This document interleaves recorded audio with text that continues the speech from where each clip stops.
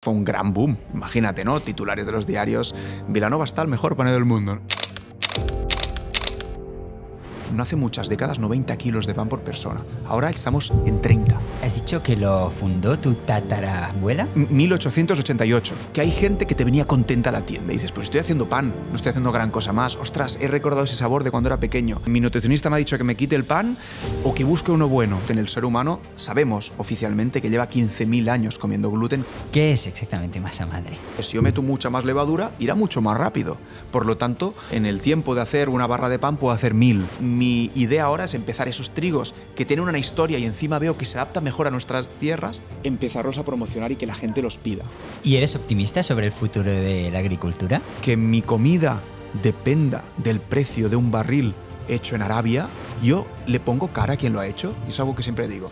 ¿Tú le puedes poner cara a tu agricultor, a tu panadero, a tu carnicero? Pues si la lógica del mercado no es esta, pues intentemos cambiar la lógica. Hoy en día un influencer dice que el pan es terrible. No quedarse con el titular de «Hey, este deportista ha dejado de comer pan y en 20 días ha cambiado su vida». No jodamos. Hacer cosas un poquito contracorriente es lo que a mí me hace feliz. Bueno, un nuevo episodio de Salmones Podcast. Hoy estoy en Vilanova y la Geltrú con una persona que ha pasado de heredar un trabajo de toda la vida, como es una panadería de pueblo, a tener 5 panaderías, a repartir pan en los mejores restaurantes del país y a ser reconocido como el mejor panadero del mundo. Considero que es un ejemplo claro de cómo puede un oficio tradicional reinventarse, crecer y aportar valor a la sociedad manteniendo los valores y los fundamentos de sus orígenes. Jordi Morera ha impartido cursos en muchos de los países del mundo promoviendo lo que él llama la revolución del pan. No me enrollo más, os dejo con uno de los panaderos más reconocidos y respetados del mundo y un gran emprendedor. Esto es Salmones Podcast. Suscribiros que nos ayuda un montón y vamos con Jordi Morera. Jordi, bienvenido. ¿Cómo estás? Muy bien, tranquilo. Estoy tranquilo y esperando a ver qué me traes. Bueno, estamos mediodía. ¿Qué has hecho hoy? Hoy, ¿qué llevo haciendo? Pues hoy ha sido un día muy especial porque hemos dado una vuelta por todas las tiendas. Cuando hemos dejado a los niños, que ahora están en casa, porque no hay colegios, entonces Ana, mi mujer, me ha dicho, Jordi, hoy toca dar vuelta, venimos de días de fiesta, de vacaciones, hemos visitado todas las tiendas, así que un poquito te cargas de energía, empiezas muy positivo después de días de descanso, pero de cositas, de problemas que van cayendo, así que llevo una mochila un poquito de cositas para arreglar, pero ha sido chulo porque no ha sido día clásico de obrador, empezar a hacer pan, sino dar una vueltecita por los ¿Qué tenéis, negocios. 2 niños? 3. 3 niños, Tres. La última, la Peque tiene 1 año y medio, Gala, y los otros un poquito más mayores, pero bueno, ahora estamos a full. ¿Y cuántas panaderías? Mira, aquí en Vilanova, la Espigador, son 5 tiendas. 2 de ellas, estamos en la última que hemos abierto, Fábrica de Farinas, que te explicaré la historia, que es muy chula, pero además también tenemos otro proyecto en Andorra, que es Espícula Andorra, que digamos no tiene nada que ver con la madre que es esta, que es la Espigador.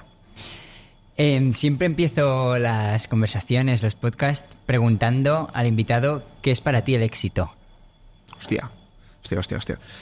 El éxito, seguramente, creo que y todos te dirán algo parecido, varía seguramente durante la edad, ¿no? Me hubieras preguntado eso hace 10 años, te hubiera dicho, pues es más lo clásico de éxito, ¿no? Satisfacer ego, tener un impacto a las otras personas. Pero a medida que te vas haciendo más mayor van entrando otros inputs aquí dentro y ahora en el momento que estoy, pues seguramente éxito es conseguir algo que hace un tiempo pensaba que fuera difícil o que la gente me decía esto no funciona, eso no es lo clásico, ¿no? Lo canónico, pues conseguirlo, romper un poquito moldes, eso es parte del éxito. Obviamente hay un punto de egocentrismo también, todo el mundo queremos tener suceso, ¿no? Que la otra gente te lo reconozca. Eso también, y ahora mismo también es que la gente en mi entorno sea feliz, que es una cosa también que en los últimos años estoy dando una importancia brutal, que el equipo que me rodea también sea parte de ese éxito, que no sea todo tan individual. ¿Quieres decir que el éxito de los otros hace el éxito de uno? Sí, y al revés, y que el éxito de uno también sea el éxito de todos, porque lo he visto, al final, en empresas de nuestro tamaño, gran parte, para no decir el 90% del éxito, está en que el equipo vaya en la misma línea, que el líder para entendernos y que se lo sienta suyo. Esas frases que son muy manidas, ¿no? De lo importante es la gente. No, pues que es la realidad, especialmente, como te digo, en empresas de un tamaño pequeño y mediano, donde si no hay equipo, al final el líder termina ahogándose literalmente. La verdad es que me encanta poder hacer este podcast contigo, porque uno de los, digamos, fundamentos de Salmones Podcast es poder traer a personas que, más allá de artistas o de grandes empresarios, son emprendedores que tienen un compromiso, ¿no? Más allá de únicamente el negocio, sino un compromiso, pues, a nivel medioambiental, un compromiso social, bueno, cosas que nos explicarás, y personas que quizás lo que están haciendo detrás de su trabajo no es tan conocido, como es tu caso. Me parece genial. Para la gente que quizás no conoce La Espiga o no te conoce a ti, explícanos un poco cómo surge, de dónde salió todo esto. Pues imagínate, La Espigador es una panadería yo soy la quinta generación, o sea, esto lo empezó mi tatarabuela, Genueva, mira qué nombre, ¿no? Hace más de casi 140 años. Entonces, bueno, una empresa familiar, una panadería clásica, todo el mundo se puede imaginar, y ha ido evolucionando. Ya la historia, ¿no? Guerras, posguerras, mis padres ya lo evolucionaron, hasta que entramos nosotros, yo y mi mujer, y Ana. La historia es que le hemos dado una vuelta de tuerca, igual que mis padres se la dieron de sus abuelos y ha ido siendo así, pero esa vuelta de tuerca pues ha llevado a poder estar hablando hoy aquí en este sitio, ¿no? Que es uno de nuestros últimos proyectos más chulos, que luego te voy a contar mejor. La Espiga, de esa panadería, digamos, tradicional y que hacía las cosas bien hechas, pues yo siempre digo, lo he descubierto últimamente, que es un poquito como la excusa que me da poder hacer otras cosas. O sea, ser panadero me brinda la oportunidad de poder descubrir muchos otros mundos y tener otras inquietudes que realmente me mueven mucho, como es el tema de la agricultura, que hablaremos, es el tema de la sostenibilidad, todo eso. Y también de la nutrición, ¿no? Al final cuando terminé de estudiar la carrera universitaria, porque yo ¿Qué tampoco estudiaste? era económicas, empresariales. Vale. Tampoco era un gran estudiante, entonces yo quería, mira papá, me quiero quedar a trabajar en casa. Y mi padre, pues con mucho acierto, me dijo, sí, está muy bien, te quieres quedar, pero tienes que estudiar. No me vale que a los 16 te pongas a panadero. Entonces, digamos que me obligaron en su momento, ahora por suerte, o sea, pienso que me lo regalaron, ¿no? De poder estudiar, y ahí empecé, me saqué la carrera trabajando. La historia es que al principio sería muy romántico decir que nací con un pan bajo el brazo, ¿no? Y que esto me encantaba y me apasionaba desde pequeño. No era así. Para mí era algo normal, y es más, era un oficio duro, porque es poco atractivo. Por ejemplo, una de las cosas que los panaderos reclamamos es que en este gran boom de la gastronomía, ¿no? Y de MasterChef, y de que todo el mundo, ¿no? Parece un cocinero, parece una estrella del rock, pues otras disciplinas hemos quedado un poquito atrás. Nos ayuda a todos porque arrastra, ¿no? La gastronomía al final es el compendio de muchas cosas pequeñas. Una de ellas es la pastelería, por ejemplo, que tiene un poquito más de nombre y de glamour, y la panadería es la que más nos está costando que tenga. O sea, que un chico o una chica jóvenes con 16 años digan, quiero ser panadero o panadera.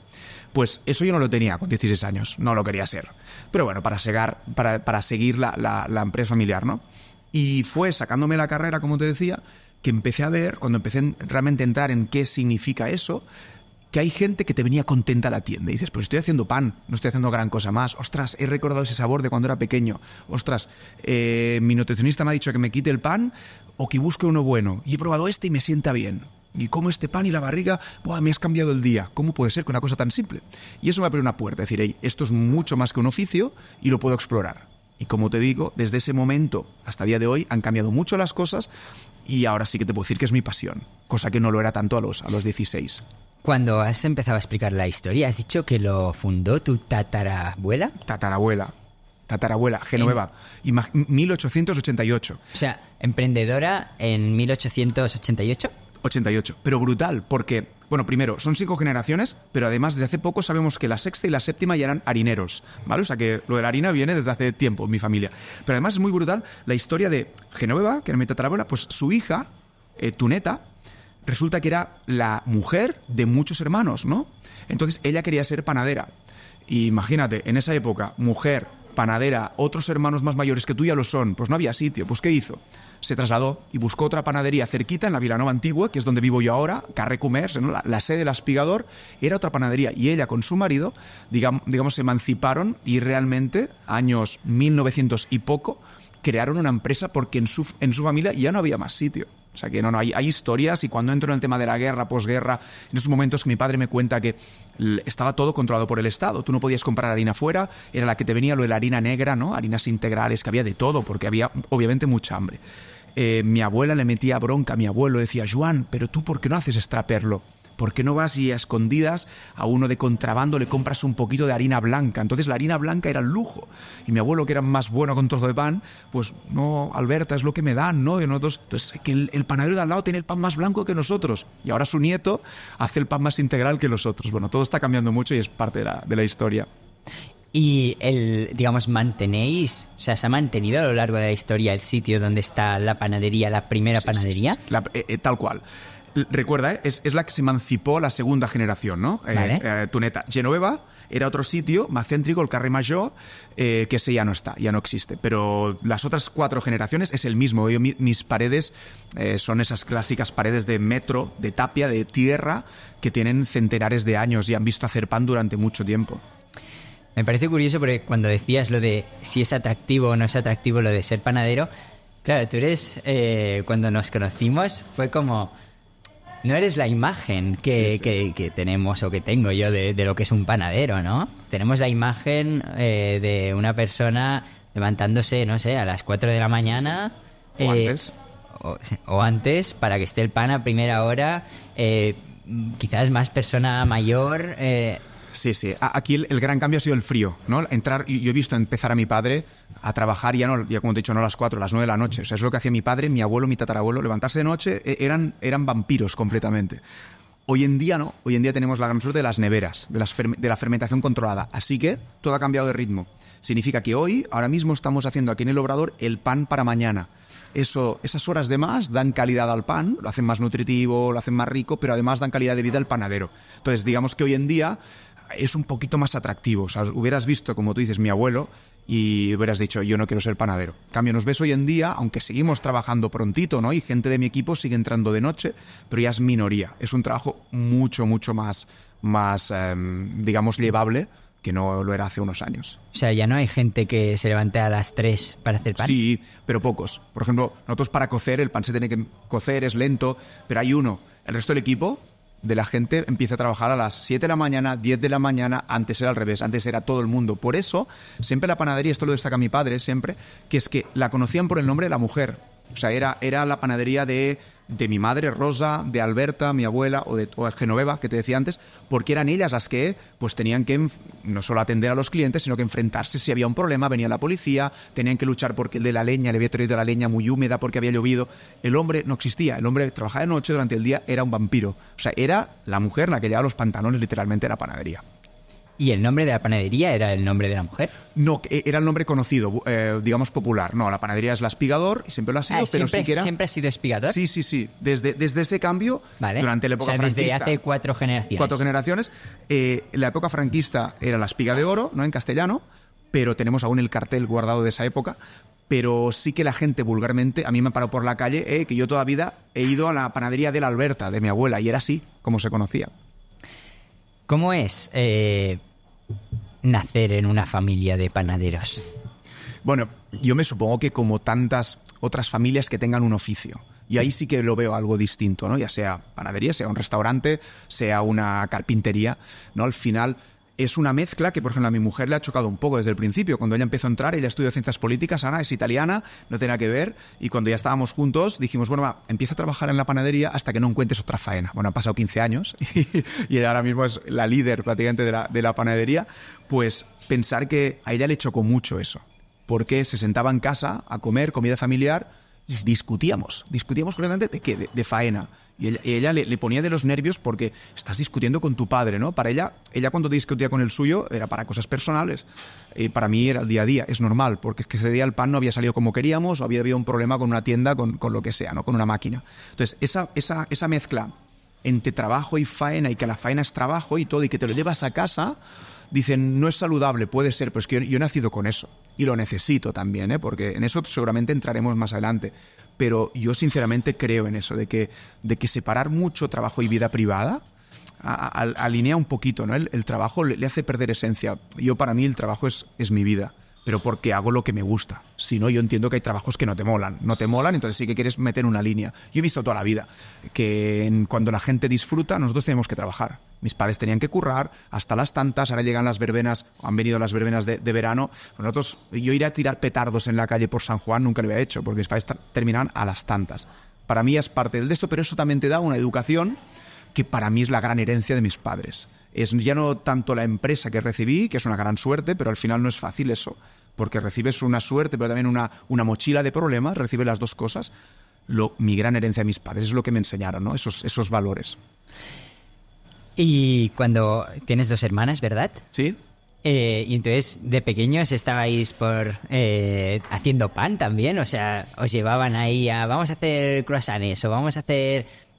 Yo siempre digo la broma de que, imagínate, una es juez, la otra es médico, ¿no? Y el tonto de la familia pues salió a panadero, ¿no? Ellas sí que ayudaron muchísimo en casa, porque pues, digo, lo vives y desde pequeñito estás echando una mano, pero sí que ellos rápidamente encontraron su oficio, su vocación. Seguramente como yo no la tenía desde un principio, estuve más abierto a que al final me sedujera el tema de la panadería. Pero incluso ellas, como te digo, desde siempre han estado ayudando en cualquier momento. No los separas. Tienes 9 años, llegan los Reyes Magos y estás poniendo en bolsas roscones de Reyes. No, ayuda siempre. ¿Eres el hermano pequeño? Sí. El hermano pequeño. Sí. ¿Con qué edad entras a trabajar de panadero? A la que empiezo universidad. A los 18, universidad, y empiezo ya a trabajar en serio. De nuevo, con 14 años yo hacía croissants en verano mientras mis colegas jugaban a fútbol, pero era algo más puntual. Trabajar en serio, 18. ¿Y cuando entras ahí, cuántas panaderías? En su momento mi padre tenía más, habíamos llegado a tener 7 panaderías. Ahí empieza la carrera y recuerdo año 2010, si no me equivoco, ¿no? Después de la crisis y tal, llega un momento donde yo ya estoy prácticamente metido al 100%, mi mujer está aún no, pero a punto, le falta poco para empezar a entrar a la empresa. Y entonces tenemos un momento muy bajo. O sea, realmente yo no he recibido, porque como todas las empresas evolucionan, ¿no? Igual que mi padre tuvo que hacer un gran cambio de sus abuelos, nosotros 2010 era un momento que tocamos bastante fondo en algunos aspectos como empresa, porque sumamos la crisis que había en el momento económica, más un cambio de modelo en la panadería. Y eso ha pasado, pensar que en pocos años han cerrado la mitad de panaderos en Cataluña, y en el resto de España pues lo mismo, ¿eh? La tendencia es la misma. La mitad de panaderos artesanos han cerrado. Pero en cambio te pregunto, ¿a qué ves un montón de panaderías por todos lados? O sea, tú puedes comprar, ahora mismo sales a la calle y podrás comprar una barra de pan en cualquier lado. Gasolinera mismo. Y ya no solo eso, esto hace años. Hoy en día cualquier franquicias, cadenas, que un poquito ponen el pan como excusa, ponen un cestito con 4 barras de pan, perdón, pero en verdad pues son cafeterías, restaurantes, se ganan la vida con otras cosas seguramente pues industriales, congeladas, todo eso. Y eso al panadero, de ser el único que hacía pan, a ser uno más en un entorno muy agresivo y de gran capital, pues lo ha destrozado. Y yo recuerdo ese momento, 2010, 2012, que realmente estábamos pues en un momento débil, nos pusimos las pilas, hicimos al revés de lo que hubiera hecho cualquier persona. En lugar de decir, pues intentamos buscar volumen, buscar más rentabilidad, ir a productos que nos den más margen, hicimos al revés. Una de las primeras cosas que hice es, papá, quiero recuperar el horno de leña de mis tatarabuelos, porque yo no lo veía. Yo veía unas puertas de hierro en un rincón de mi casa, y ese horno es el que mi padre de joven se había dejado en la espalda, y mi abuelo y mi tatarabuelo. Yo le dije, lo quiero recuperar. Y mi padre, hostia, no seas tonto, porque esto es muy bonito, pero es muy esclavo, un horno de leña hoy en día, siglo XXI, pero soy más tozudo que él, y lo conseguimos. Y el horno de leña fue el primer paso en ese momento de estar tan mal, o sea, tirar para atrás cuando la modernidad te mete una hostia en la cara. Y dice, hey, el pan se hace en la otra punta del país, lo hace una máquina, y lo hace todo el mundo, y lo reparten en congelación. Nosotros tiramos para atrás. Hicimos así, pues tiramos 100 años atrás y recuperamos el horno de leña. Y fue el inicio del movimiento que estamos ahora mismo, que estamos, por suerte, con gente muy contenta. ¿Y eso funcionó? Funcionó, costó 2-3 años de hostias, porque luego también, claro, un horno de leña, dices, bien, es duro, es bonito, pero el pan cambia. Es que hoy en día no estamos comiendo igual que otros alimentos, ¿eh? No estamos comiendo el pan que comían nuestros abuelos. Ya no te digo los antepasados del Neolítico, ¿no? Hay una frase para mí muy buena, que es, la harina que consumía tu abuela no era tan distinta a la que consumía tu antepasado del Paleolítico. No era tan distinta, pero en cambio es mucho más distinta que la que estás consumiendo tú hoy en día. O sea que estos últimos 50, 70, 80 años, desde la Revolución Verde, años 50, ha habido el gran cambio en la alimentación, en la materia primera. Pues entonces, a eso venía lo que estábamos diciendo. A la gente decirle que su pan tiene que cambiar, esa manera, ese pan, ¿no? Yo estoy acostumbrado a un pan sin sabor, Es muy típico. El pan hoy en día, la mayoría, pues no tiene mucho sabor. Es como algo que no tiene que tener importancia, solo tiene que aguantarme un embutido, ¿no? Porque me haré un bocadillo, unos quesos, un buen aceite, pero el pan que no moleste, es más, que sea muy finito la corteza, que sea fácil de engullir. Cuando tú vas y vienes, como lo que tenemos aquí, panes con corteza, que tenemos que volver a masticar, que tienen un sabor. ¿Cuánta gente? Uy, ¿pero esto qué es? ¿Que tiene sabor? Coño, es que el pan ha tenido sabor toda la vida, ¿no? Pues ese cambio nos costó un montón. Durante años y años perdimos clientes. Uno de los últimos podcasts que hemos hecho, precisamente, el invitado criticaba todo lo que es la revolución verde. Ajá. Y yo pienso que es injusto criticarla, porque entonces tenemos que criticarlo todo, en el sentido, la revolución verde ha dado mucha comida a un precio muy económico, o sea, ha hecho que la productividad en los campos creciera exponencialmente, ha hecho que el hambre en el mundo, y esto es un hecho objetivo completamente, se reduzca. Pero al mismo tiempo, como todo en la vida, tiene una contra que no veíamos y ahora vemos. Estamos perdiendo, por un lado, cultura, o sea, variedades, nosotros lo hacemos luego cuando hablemos del proyecto Masturrat, estamos recuperando trigos antiguos que son los que comían nuestros abuelos, ¿no? Hace 200 años. Esto lo hemos perdido, ese legado cultural y alimentario lo hemos perdido, y por otro lado, es a cambio de algo, de una contaminación, de un trabajo intensivo, de un cambio total en el mundo, en el sector primario. O sea, está claro que era a cambio de algo, pero hoy en día, con ojos del siglo XXI, criticar lo que se hizo en el 1950, cuando ahí lo que hizo es simplemente empezar a dar producto económico a clases muy populares, yo no lo veo criticable. Eso sí, yo voy a criticar quien hoy en día, con la información que tenemos, no lo cambie. Creo que eso sí que es criticable. Entras en panaderías, tenéis 7 panaderías. Ahora 5. Bueno, cuando entras, me refiero. ¿Qué ocurre entonces? ¿Cerráis panaderías? ¿Abrís panaderías? ¿Qué hacéis? Sí. Cerramos, digamos, las menos eficientes, para entenderlo, las más pequeñitas. Nos centramos con... ¿Con cuántos os quedáis? Con 3. Llegamos a tener de 7 a 3. Imaginaos, hay una estructura, es lo que te decía antes, ¿no? Una empresa, cuando viene familiar y después decir, es una herencia, sí, pero también es una mochila, ¿no? De equipos, de gente con antigüedad, de todo. Una estructura mantenernos con un pequeño barco que ya tiene su trayectoria, ¿no? Y cambiarlo cuesta. Como más grande es el barco, peor, cuesta más. Entonces nos quedamos solo con 3, hacemos fuerza, tenemos mucha suerte con el equipo que tenemos entonces, porque entienden ese momento de cambio. Ante los relevos generacionales son muy complicados. Pensar que hay panaderos que yo de pequeñito corría por su lado, ¿no? Y les tiraba harina y les hacía bromas, y ahora, de más mayor, les dice que las cosas no se hacen de esa manera. Les tengo que dar, digamos, órdenes a gente que antes me hacían bromas cuando vivían de pequeño. Entonces eso es duro, eso no es fácil. Por suerte en mi caso, y toqué madera y di gracias, tuve y tengo un equipo genial que lo entendió bastante. Reducimos a 3 panaderías, nos centramos en eso, nos centramos en recuperarlo de leña, más tarde en empezar a moler la harina. O sea, hace unos 10 años tuvimos nuestro primer molino y empezamos todo eso del pan ecológico, de la masa madre, cuando nadie hablaba de eso. Hace 15 años no existía. O sea, no sé que no existiera, hace milenios que existe la masa madre, pero ya no se conocía a nivel popular. Y, o sea, que lo que hacemos es mirar para atrás. Y después de unos años de sufrir mucho porque cambiamos el producto, le decimos a la gente, el pan que estás habituado ya no va a volver. Ahora va a ser un pan, como te decía, con un sabor más potente, con una corteza más gruesa. Eso sí, te vas a sentir mejor, vas a notar que es más fácil digerirlo, va a ser más rico, pero de primeras te he cambiado lo que tú quieres. Y hay productos como el pan, el café, que cada uno tenemos nuestros gustos. Si tú eres de ristretto, de un expreso cortito, yo te puedo vender un americano largo que no te va a gustar o va a costar mucho, ¿no? Somos bastante cerrados de miras en algunos productos porque son muy a diario. Ya tenemos nuestras fobias y filias. Pues en el pan pasa lo mismo. Y después de sufrir, ¿no? Pues empezamos 2015, empieza un poquito, yo también pues empiezo a destacar en algunos medios, escribo en 2014 mi primer libro, salgo ganamos pequeños premios y tal, y ahí empieza un poquito a subir todo. Y entonces, 2017, Sí. Te dan el premio al mejor panadero del mundo. Siempre digo panadero mundial, que no es mejor panadero del mundo. ¿Ah, no? No, es World Baker, panadero mundial. Sí, Vale. y eso fue un gran boom. Imagínate, ¿no? Titulares de los diarios, Vilanova está el mejor panadero del mundo, ¿no? Entonces yo iba y decía, no es el mejor, es el panadero mundial. Ese puntito también de... Porque al final no era un concurso al uso, ¿no? De ir ahí y ponerme a hacer pan con otro al lado a ver quién hacía mejor pan. Sino que lo que premiaban, y es lo que me puso... O sea, es un orgullo para mí, es el proyecto. Es tú qué has hecho distinto con tu proyecto, con tu día a día, en tu panadería, la realidad. No que tú sepas hacer un pan muy bonito o no, sino qué has hecho para cambiar la panadería, el sector, y encima lo has explicado, lo has divulgado, y claro, nosotros desde el principio lo tenía claro, que yo lo que aprendía lo tenía que enseñar, ¿no? Ese intercambio mutuo. Aprendo y enseño. pues fue por eso que nos premiaron. ¿Cómo funciona esto? O sea, ¿es algo a lo que tú te presentas o es algo que de golpe un día te llaman y te dicen, oye, te hemos seleccionado? Eso lo hace la Organización Mundial de Panadería y cada país tiene unas federaciones, para entendernos. Entonces cada federación presenta al panadero que él cree que está haciendo algo más distinto. Pensad también que panadería no es un sector tan grande. Entonces, al final, poquito nos conocemos todos.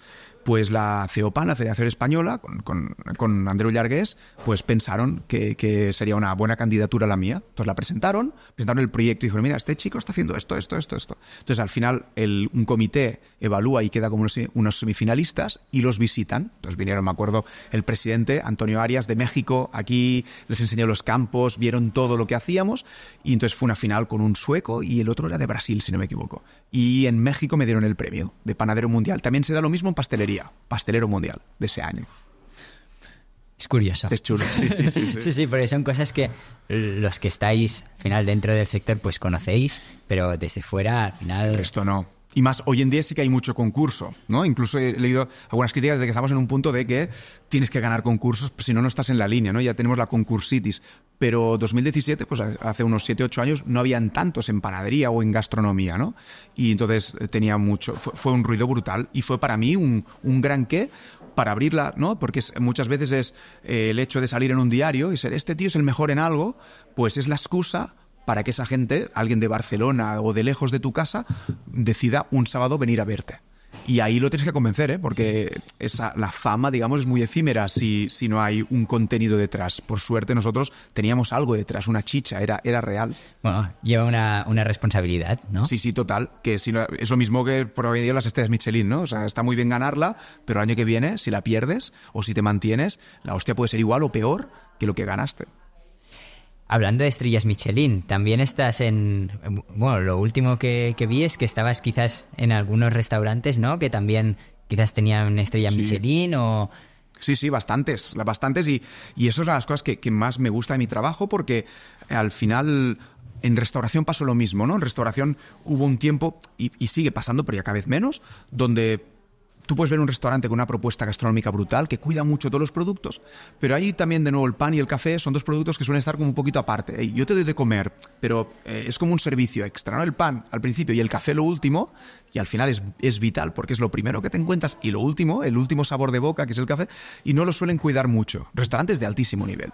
Y también ahí sufrimos el boom de la industria. No sé si te acuerdas, pues hace 10-15 años tú ibas a un restaurante y te venían con 1000 panecillos distintos. ¿Qué quieres? ¿El de nuez, el de cebolla, el de tal? Y en verdad eran panes bastante mal hechos, muy rápidos, que le ponían cositas y con eso parecía que fueran grandes panes. Esto ha cambiado. Y ya desde hace unos años, muchos chefs lo que buscan es un producto auténtico. O sea, no tener 1000 tipos de panes distintos, sino uno y bien hecho, de larga fermentación, con un trigo de la zona, de un productor de la zona. Y nosotros lo que hacemos es eso. Tenemos unos cuantos de restaurantes y ya no queremos más, estamos cerrados. O sea, últimamente nos han preguntado alguno más, no podemos más, porque al final la panadería es como es pequeñita, es aquí en el centro, la que tú conoces. Y esos restaurantes nos van muy bien porque nos exigen muchísimo. No son restaurantes de volumen, ¿no? Porque un gastronómico tiene 30, 40 comensales, no tiene más, entonces no es que den mucho volumen de faena, pero ese pan tiene que estar igual cada día. Y la regularidad, cuando alguien trabaja con las manos y es artesano y natural, cuesta mucho. Pensar que muchos de ellos tienen platos con la forma del pan. Entonces, si ese pan un día te ha salido 1 centímetro más grande, ya tienes la llamada diciendo, hey, esto no entra en el plato, me lo repites. Pero esto lo puedes controlar, si es... Es difícil, pero es un punto de exigencia en el equipo. Entonces, no, claro que hay fallos y tenemos que reaccionar, vale, lo tendrás mañana. Siempre tienen un stock, ¿no? Para intentar, pero es ese punto de exigencia en un producto súper natural que por sí es irregular. Yo tengo fotos de mis abuelos, panes que sacaban en la época, y hoy en día me los tirarían por la cabeza. Pero porque el pan tiene ese punto es tan manual que obviamente puede ser irregular. Pero ahí tenemos que tener un nivel establecido. Quizás también encuentro que es un poco la gracia, ¿no? De que sea artesanal, el tema de que sea irregular. Es decir, cuando es como la fruta, estamos volviendo un poco no necesitamos que sea todo perfecto, ¿no? Total. Pero eso más en casa. O sea, yo defiendo muchísimo lo que acabas de decir, muchísimo. Hoy, por ejemplo, de los panes que tienes aquí, hay uno que no estoy contento. El de Camut, de aquí, nos ha quedado muy denso. Que lo tienes. Ese, por ejemplo, está molido aquí en el molino que tenemos atrás. Viene de muy cerca, de Igualada. una gente que nos cultiva el camut, y este año nos lo estamos cultivando nosotros en la finca. Pues bien, llevamos unos días que ese lote nuevo de grano que ha venido tiene un poquito menos de fuerza, está muy denso. Y eso en casa, yo te digo ahí, está igual o más rico que uno normal. Tú sabes que, para mí lo primero, o sea, eso también creo que a lo mejor te puede interesar. Fue una de mis discusiones con mi padre desde un principio. Yo con mi padre siempre he discutido muchísimo. En positivo, porque es como mi gran jurado, ¿no? El que siempre está evaluando lo que voy haciendo o no. Y en esas discusiones, una de las principales él era más de la vieja escuela de haz lo que el cliente busque, ¿no? Tienes que hacer lo que el cliente busca. Y le decía, no, yo voy a hacer lo que yo estoy a gusto.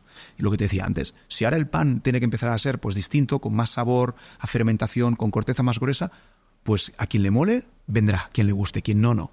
Y esa lucha, al final lo que veo es que los dos teníamos razón y los dos la cagábamos, porque no puede ser como todo en la vida, tiene que haber un punto medio. Yo no puedo tampoco ir a solo tener mi propuesta y me da igual escuchar el mercado, ¿no? Eso es válido, entiendo, para cualquier empresa, pero tampoco puedo venderme y no tener principios, porque lo que hice fue girar habitualmente en el pan, igual que en otros muchos productos.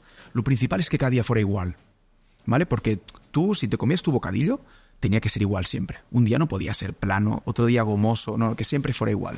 Luego, lo que yo le metiera en el producto para conseguir esa regularidad, al cliente ya le da igual. Si tenía que poner aditivos, le ponía. Si la harina tenía que venir de la otra punta del mundo, venía de la otra punta del mundo. En cambio, yo eso lo quise cambiar. Entonces, la gente que entra a mi panadería desde hace 15 años sabe que hay unos principios que esos no se van a violar. Es un producto ecológico, es un producto de proximidad seguro y natural y artesano. Si eso me lleva a que el pan cada día no sea igual, pues mira, lo tiene que comprar. Y esa lucha entre qué es lo que el cliente o lo que tú ofreces, creo que es algo muy interesante. Y hoy he aprendido, como te digo, que el punto medio es lo importante, ¿no? Que tú tienes que convencer a la gente, pero escucharla también. Tenéis como 3 líneas de negocio un poco distintas, ¿no? Lo que es, primero de todo, el vender pan de panadería, después distribución a terceros y después lo que es más cafetería. Quizás, bueno, cafetería... No sé cómo llamar. Sí, degustación, que nosotros llamamos. Pero en verdad, yo lo uniría mucho a la primera, ¿no? Y es que lo que la gente es un concepto muy nórdico. Habitualmente en los países nórdicos tú vas a desayunar y allá te llevas el pan. Y es lo que estamos haciendo. ¿Quién mejor puede hacer un bocadillo que un buen panadero? Porque al final los otros ingredientes, un embutido, quesos... No tienes que estar en la quesería para tener un buen queso, ¿no? Son productos que pueden tener su vida útil mucho más larga, ¿no? El tema es conseguir unos buenos embutidos, conseguir unos buenos quesos, pero en cambio el pan sí que es un producto que tiene que ser fresco, de ese día. Entonces, ¿quién mejor lo puede dominar que un panadero? Entonces, ese punto de tomarte un buen café con tu bocadillo, tu sándwich bien hecho y además llevarte el pan, de ese sándwich que está hecho con el mismo pan, ¿no? Al final es la misma filosofía. Yo diría que casi la tercera línea de las que comentas sería más la parte de divulgación, ya la parte más personal mía de pues, los cursos que doy, los libros, para mantener lo que te decía antes, ¿no? De intentar todo lo que aprendo poderlo enseñar. Y eso me ha dado muchísimo. Yo, gracias al pan, he podido visitar medio mundo, que seguramente siguiendo el modelo de negocio normal de panadero, pues no lo hubiera hecho. Y ha sido una oportunidad. ¿Cuáles un poco los trucos para poder gestionar al final las distintas líneas a la vez, ¿no? Porque además también entiendo que dentro del pan no tiene nada que ver hacer barras o pan de pagés. Que dulces, que panetones, que... Correcto. Que entonces, todo eso. Y después toda la rama de repartir a terceros, a restaurantes. ¿Cómo se gestiona todo a la vez? Yo no creo que sea tan difícil el hecho de que sean muchas cosas distintas, sino sobre todo lo que he dicho antes de la dimensión, ¿no? Es muy curioso como yo lo pasaba mucho peor al inicio, cuando éramos unas 20 personas en el equipo en total, en la empresa 20 y pocas, ahora somos el doble o más, casi 60, y estamos mejor organizados. Ese fue el gran salto. Y siempre cuando me pregunta alguien, quiero emprender una panadería y ¿qué de hacer? Consejos, ¿no? Aquellos tips rápidos. Y una de las primeras cosas es, piensa en tu dimensión, ¿qué te gustaría ser de mayor? Cuando esto funcione, en el arranque va a ser jodido seguro, pero di ¿dónde te gustaría estar? ¿Te gustaría ser una micro bakery, una panadería pequeña de autor, ¿no? Como un restaurante pequeñito, bien llevado, de tú y poca gente? ¿O quieres ser algo pues con más estructura, llegar a más gente? ¿O no? ¿O quieres montar una cadena y tener 10.000 establecimientos de aquí a unos años? Pero tener claro ese punto, porque a partir de ahí te organizas de una manera distinta. Y nuestro salto, como te digo, yo creo que la dimensión que tenemos ahora en Vilanova, yo no quiero crecer. La Espigador, y espero que aquí unos años, cuando nos veamos otra vez, no te diga, hostia, aquello que te dije no es verdad. La estructura que tenemos es la ideal. Tenemos ese punto en el que ya puede haber, ya hay una jerarquía y hay gente, antes me llamaban para todo. O sea, yo podía haber terminado mi jornada no de 8, de 10 o de 12 o 14 horas y llamarme que fulanito no se encuentra bien y no viene esta noche. Otra persona, una máquina de una tienda no funciona. Era una locura. Todo el mundo reportaba a mí y a mi mujer. Y en el momento que empezamos a tener una estructura, y ahí hay pues responsables, hay gente que se lo siente suyo, y es que en mi casa mucha gente se lo siente como si fuera su casa, su empresa. Esa estructura es la que hace que puedas empezar a hacer desde productos, como tú dices, de pan, bollería, hay todo el mundo del panetone y las masas dulces, que es una locura. Pensar que pastelería y panadería se están fusionando cada vez más en ese mundo que es la bollería, ¿no? Que es ese producto dulce que comes a diario.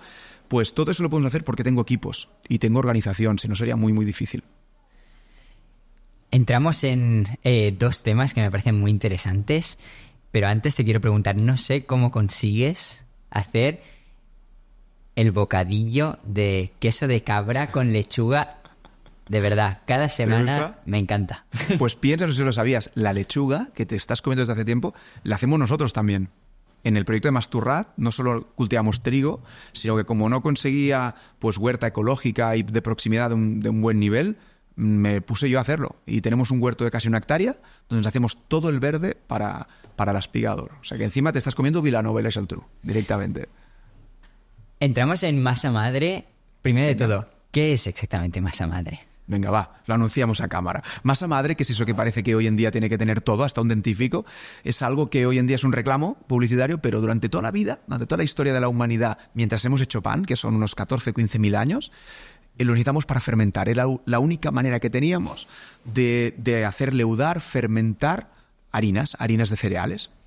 ¿Y por qué queríamos fermentar? Primero, alguien vio, no sabemos en qué momento exactamente, pero que con esa fermentación estaba más rico, pero es que además nos sentaba mejor. Piensa que el cereal de por sí no es un producto, igual que otros vegetales, apto para el ser humano, ¿no? No somos rumiantes. Entonces, no podemos, si tú comes cereal entero, lo vas a defecar, tal cual, no vas a aprovecharte mucho de sus nutrientes. Entonces, tenemos 3 sistemas para hacerlo digerible. Fermentamos, germinamos o cocemos. La panadería un poquito une las 3, sobre todo fermentación y cocción, pero también germinación.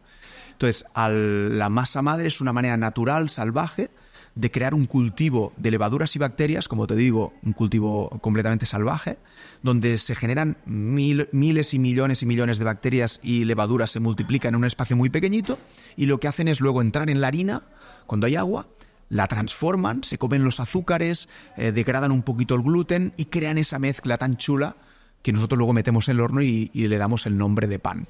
Esa masa madre, que da esa fermentación espontánea, salvaje y tal, lo que hace es que es distinta a la fermentación con levadura. ¿Sabes la clásica levadura que compramos en el supermercado? ¿No?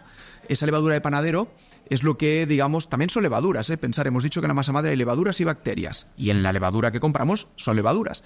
El tema es que ahí no hay bacterias, no es ese cultivo salvaje, son levaduras seleccionadas por la industria para que fermente muy rápidamente un producto. ¿Qué es lo que usted está usando la mayoría? Todo el mundo los últimos 50 o 70 años. Piensa que la levadura se inventó hace 150 años con el doctor Pasteur, ¿no? Pues vio una cosa ahí de un hongo tal que se movía y tal. Entonces ahí se empezó a generar, primero en las zonas urbanas, luego en las zonas rurales. No hace muchas décadas que en zonas rurales aún se daba una masa vieja, de una familia a la otra, se guardaba una masa para tú fermentar y hacías pan la semana que viene y la siguiente yo.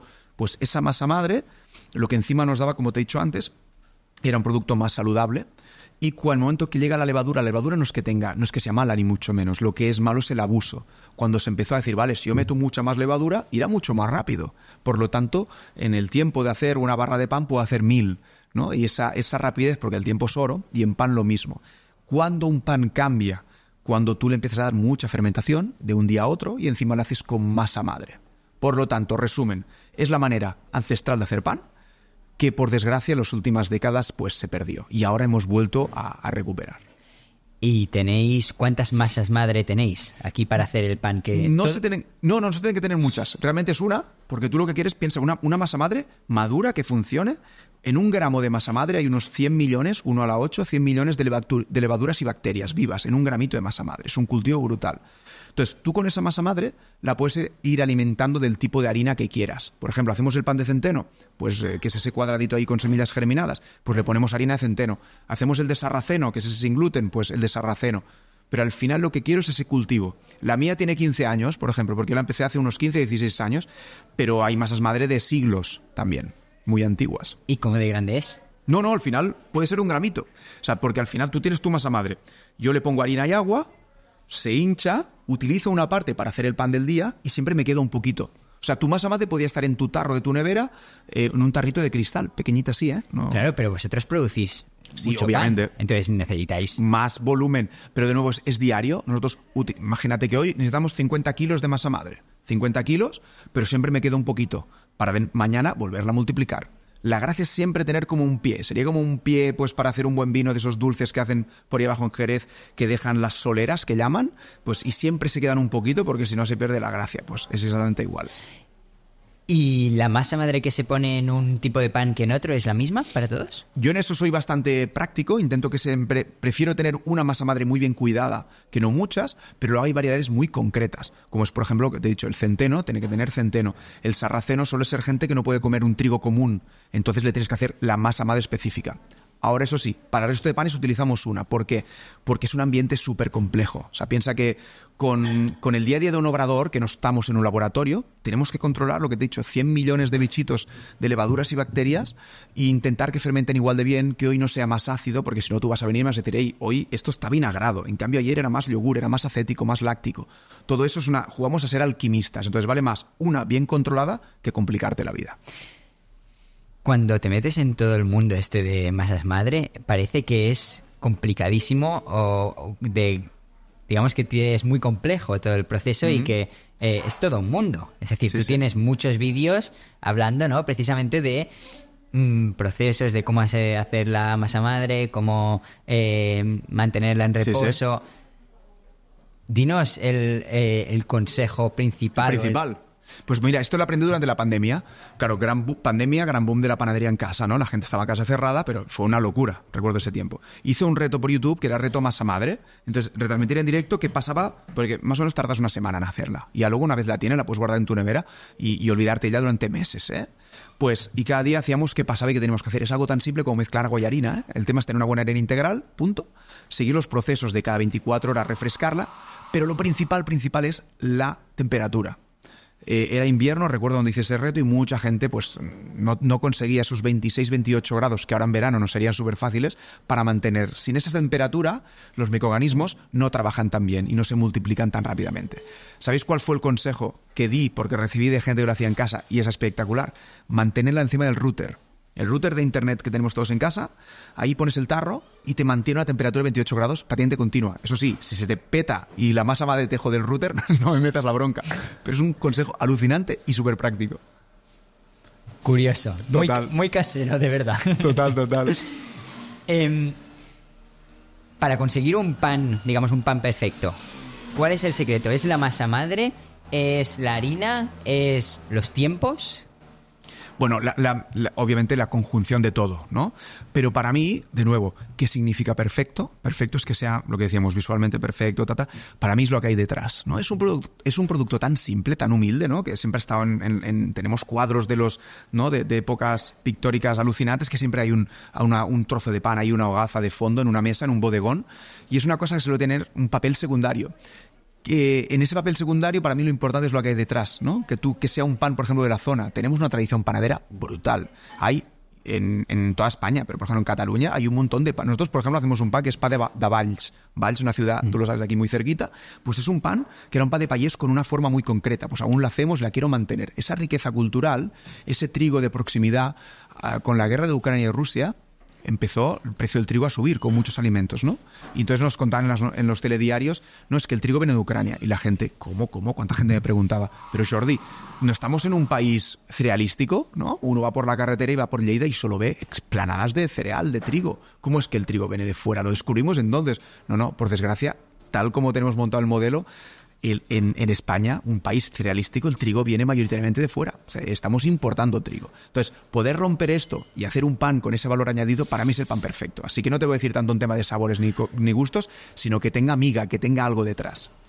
Pero es fácil conseguir hoy en día un trigo de kilómetro cero o de aquí cerca.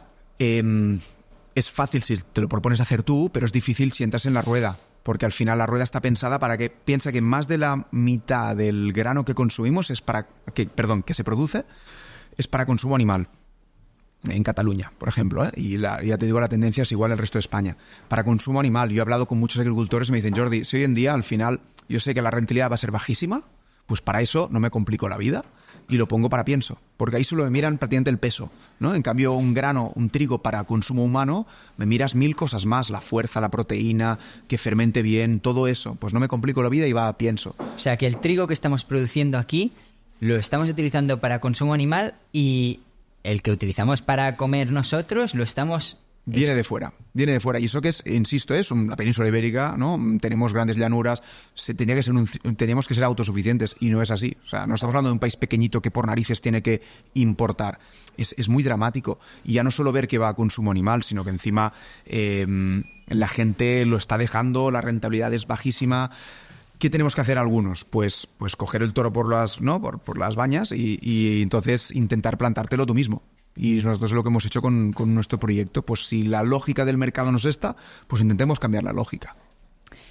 Vamos a entrar en un gran tema, que es tema gluten. Gluten. Y te quería preguntar, ¿qué explicación encuentras tú a que cada vez haya más personas pues celíacas, alérgicas al gluten, intolerantes? Bueno, como siempre, esto tenemos que analizarlo bien.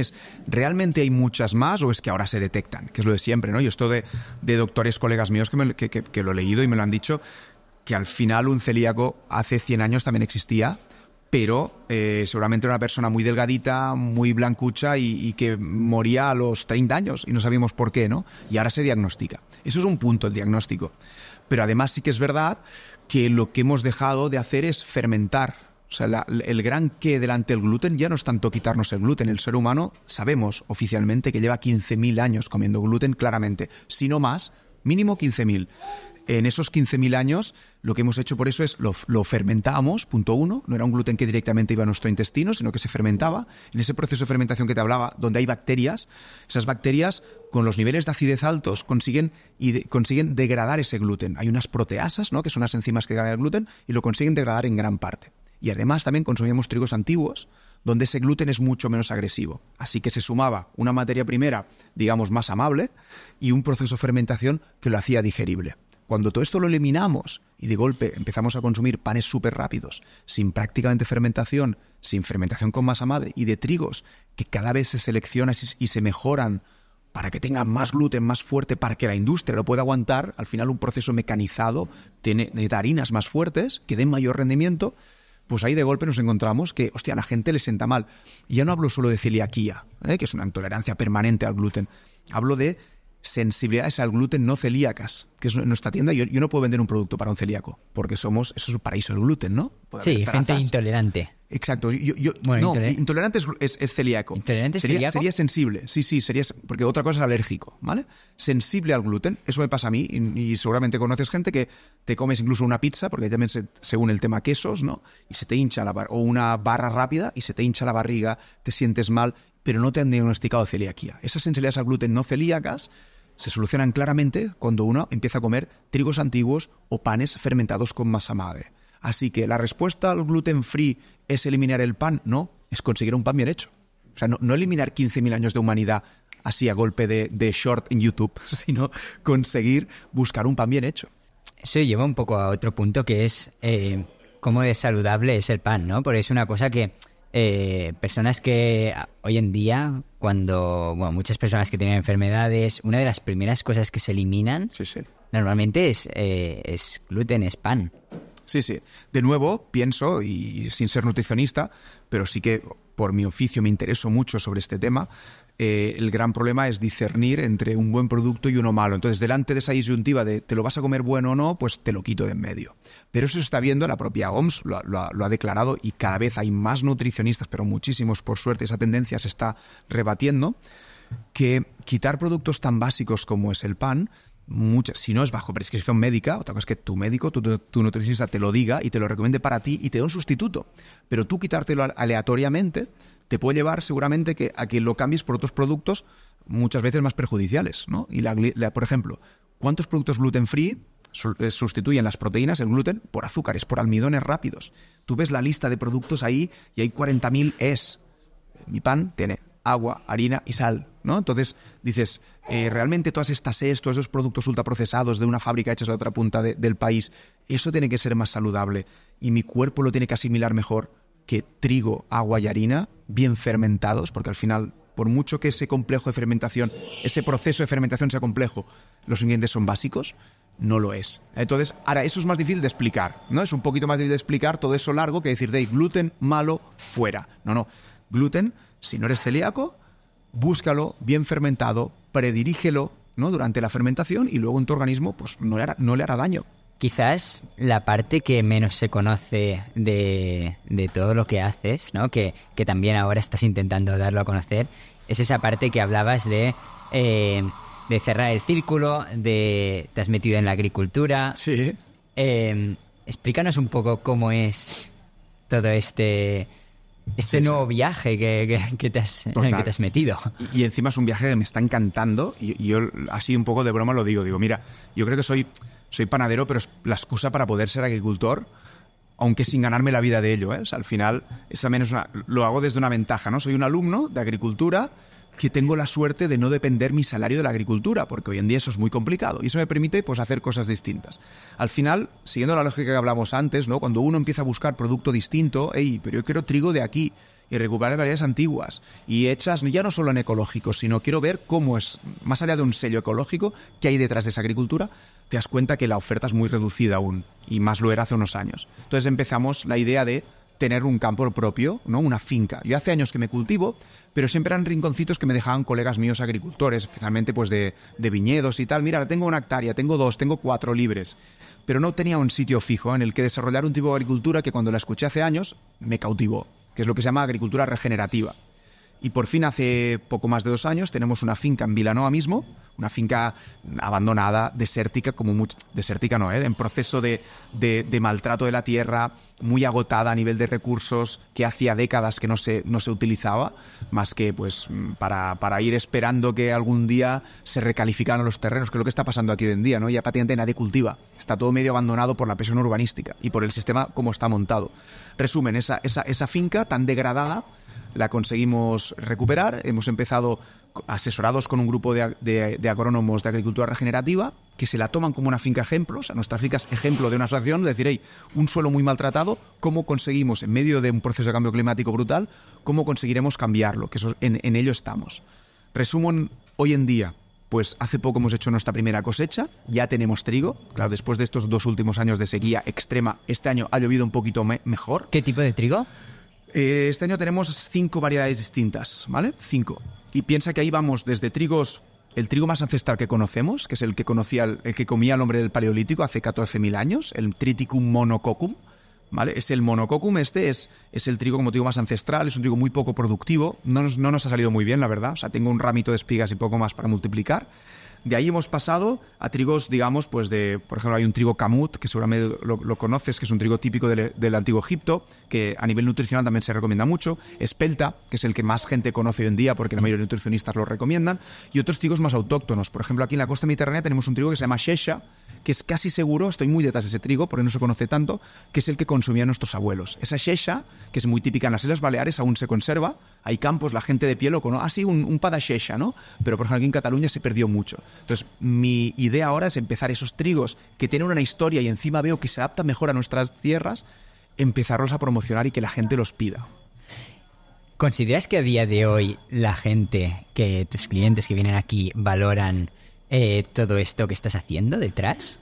Hombre, los que entran a la espiga ya están curtidos, ¿no? Porque ya, como yo soy muy pesado, ¿no? Por redes y por todo, encima, pues ya hasta lo escribimos en las paredes, ¿no? Para que lo enseñan. Yo tengo que decir que antes de esta entrevista, el otro día pregunté a gente que estaba así sentada y la mayoría no sabían que tenías tus propios el campo. Campos. ¿No lo sabían? No lo sabían. Ya. Eso también es verdad. Tienes razón en eso de que muchas veces Internet nos engaña, ¿no? Porque uno puede decir, mira, este vídeo lo he explicado y lo han visto no sé cuántas decenas de miles de personas.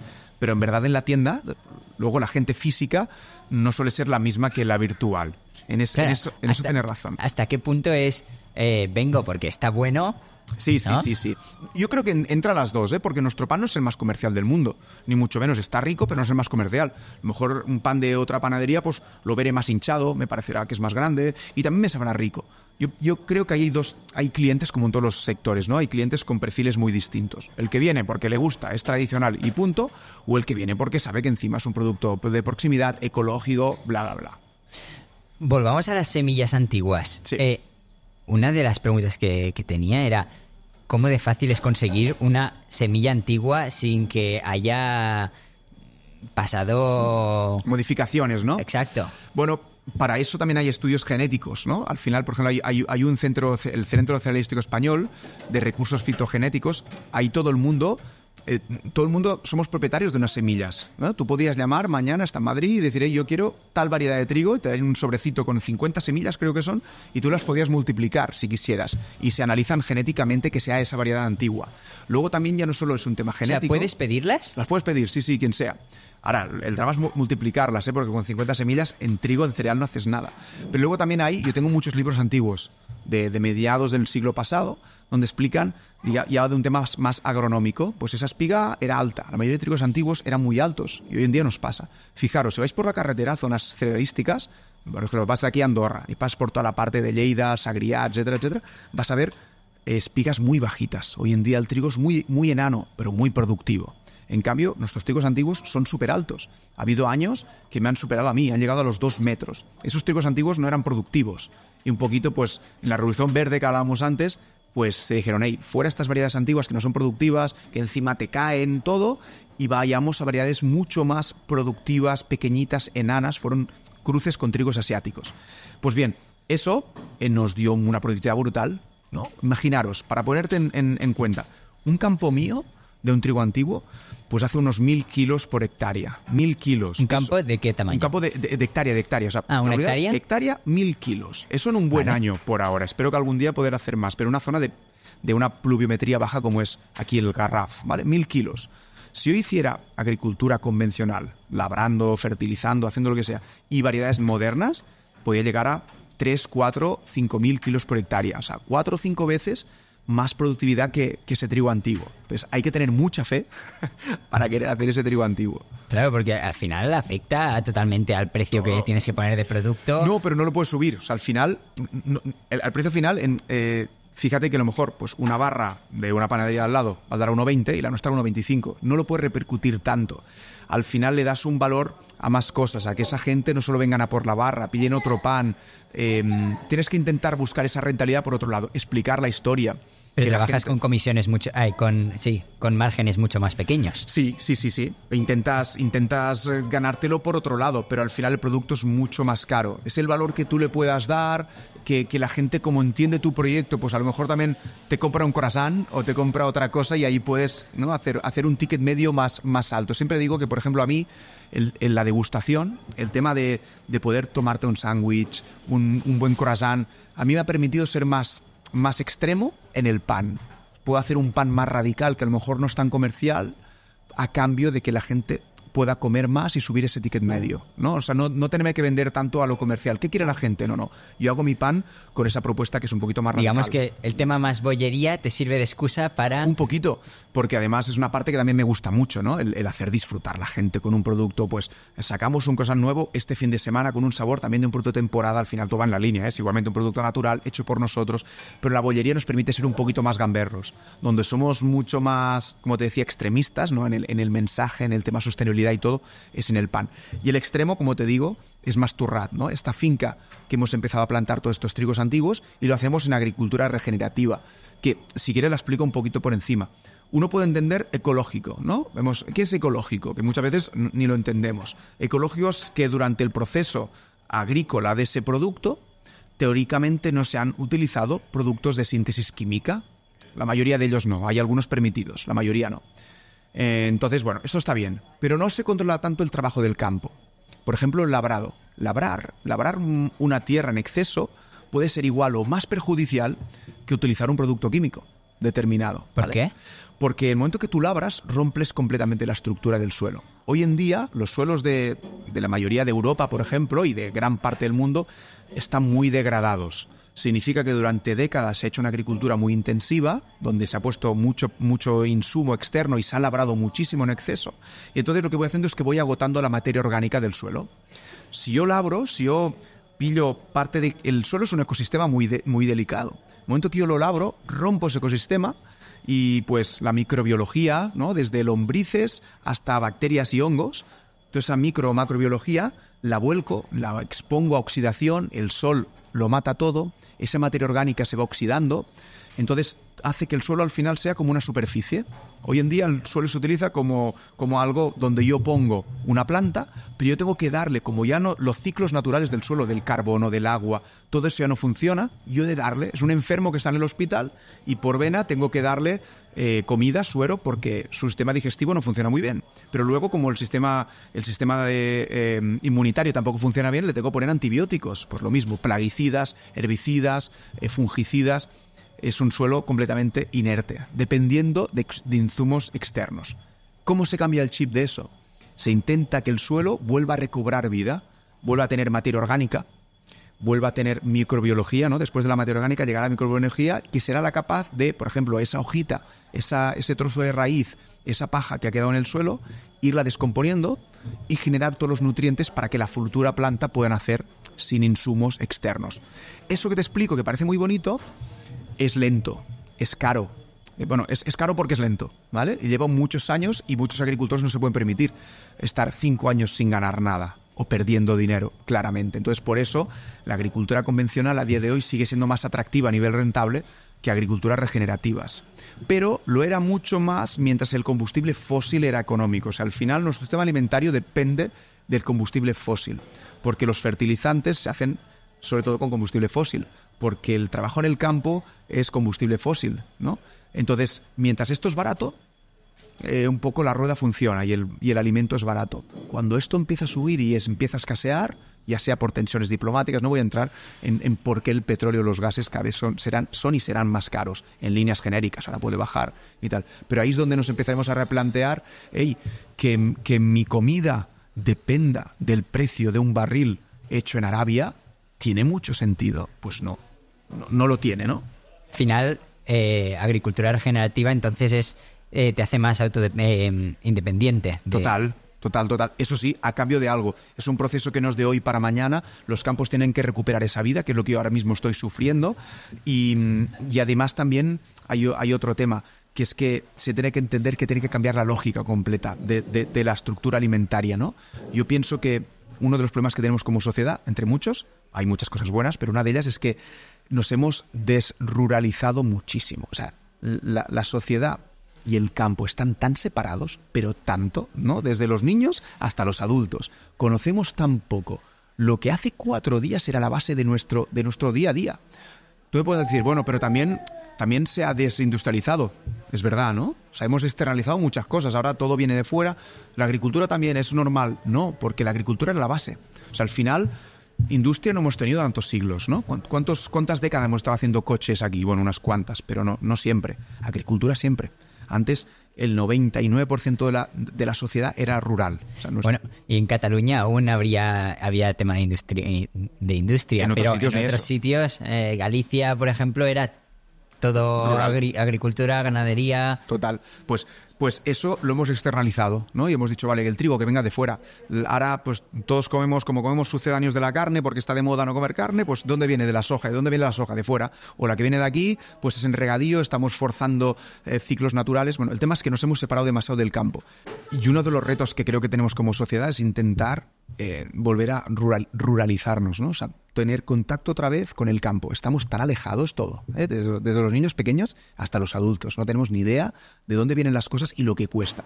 Porque ya hemos dado por sentado que, bueno, el alimento, como es barato, no cuesta, no tiene valor. Como es barato en los lineales de los supermercados, significa que no tiene valor. Y encima lo hemos externalizado. Es verdad que hemos externalizado muchas cosas, ¿no? En nuestra sociedad, la industria, porque nos vienen de fuera, pero eran sectores que no hemos convivido con ellos tanto tiempo. La industria, pues aquí en Cataluña, pues seguramente hemos estado con ella unas décadas. Pero el campo lo hemos trabajado siempre, ¿no? El 99% de nuestras sociedades hace siglos eran rurales. Nuestros tatarabuelos, seguro que gran parte de su día a día estaban haciendo alimentos. Y nosotros no tenemos ni la más remota idea. Ese cambio tan bestia, pienso que es uno de los problemas que tenemos y que tendremos que cambiar. Porque esto hará que cuando tú digas, yo ese tomate que hablamos, ya no solo veré que la empresa me lo venda bonito, el greenwashing que también existe, ¿no? Como a la gente empieza a tener un poquito de conciencia de cambio climático, de ecología, pues bueno, le pongo una etiqueta mejor, ¿no? El tema no es que lleve una etiqueta más bonita y sostenible. Yo le pongo cara a quien lo ha hecho, y es algo que siempre digo. Tú le puedes poner cara a tu agricultor, a quien te ha plantado los tomates, a tu panadero, a tu carnicero. Le puedes poner cara. Si puedes hablar con él, ahí ya tienes mucho, ¿vale? Ya más allá de sellos de sostenibilidad. Y luego, cuando hables con él, pregúntale, ¿de dónde sacas las cosas? ¿Cómo las haces?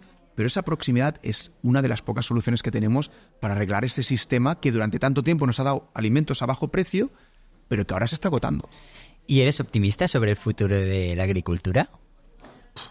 Cuesta. Mira, en general, a la clásica pregunta de si eres optimista o pesimista, a mí, yo entiendo el optimista, o sea, obviamente soy más optimista que pesimista, pero entiendo el optimista muchas veces como a alguien ingenuo, ¿no? De, bueno, aquello, Dios proveerá, ¿no? Ya tú tranquilo que las cosas se arreglarán. A mí me mola más ser un poquito aquello que se dice de inquieto o inconformista. Y en la agricultura creo que soy más inconformista que optimista. Entonces, yo entiendo que el ser humano es bastante inteligente como para arreglarlo, creo que lo conseguiremos, pero eso sí, me quiero poner a ello. Y es un poquito mi función aquí, por eso lo que te comentaba antes, tenemos no solo el trigo, tenemos un huerto donde nos plantamos, ahora mismo hemos plantado 2.000 tomateras para hacernos toda la salsa de tomate para las cocas, para el año que viene. Por ejemplo, una cosa que también estoy viendo es que, sobre todo en el sector primario, nos falta un tejido de empresa mediana. Es que es muy... ¿no? He visto podcasts que has hecho con el debate de los pistachos, por ejemplo. Súper interesante, ¿no? Como aquí tenemos dos extremos. O el muy pequeñito, el artesano muy pequeño, que hace las cosas muy bien hechas, pero en una escala pequeñísima y no puede satisfacer una demanda más o menos regular y decente, y encima con precios elevados. O la industria súper grande que muchas veces va al gran consumo, con productos muchas veces de no tanta calidad. Ese punto, esa empresa mediana que trabaje bien y con una regularidad y unos precios competitivos, que por ejemplo en Italia los envidio.